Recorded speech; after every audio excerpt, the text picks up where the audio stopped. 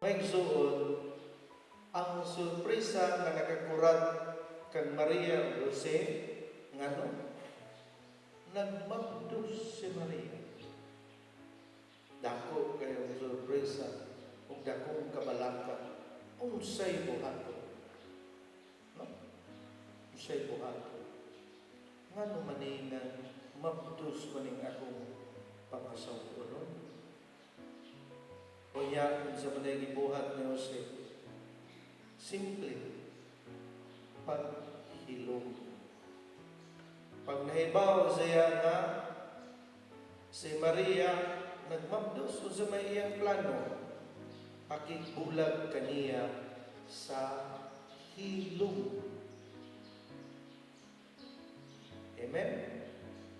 Kung doon ay pinaka-importante niyang gibuhat, unsa man. Si Jose natulog ng San Jose.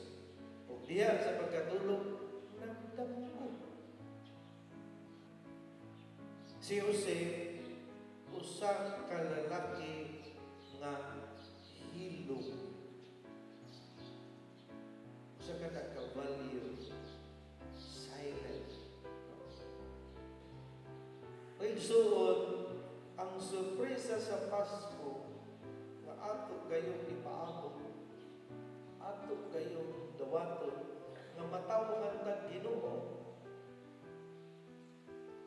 O sa may nindot nga ngalan sa Ginoo, Emmanuel, nga sa ato pa, ang Dios ania uban kanato. Ang Dios ana na ba uban kanimo? Sunduga ang panag-ingnan sa kinabuhi ni San Jose.